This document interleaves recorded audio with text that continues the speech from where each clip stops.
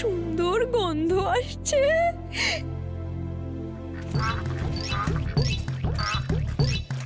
হ্যাঁ, এখানে সত্যি সত্যি পেঙ্গুইন আছে। জীবনে অনেক কিছু বিষয় প্রথমবার দেখতে আর শুনতে পাচ্ছি।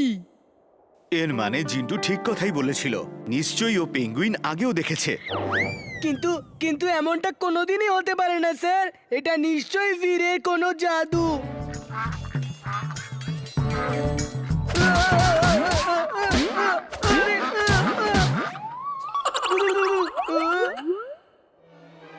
ও নো, এখানে তো উল্ফু চলে এসেছে।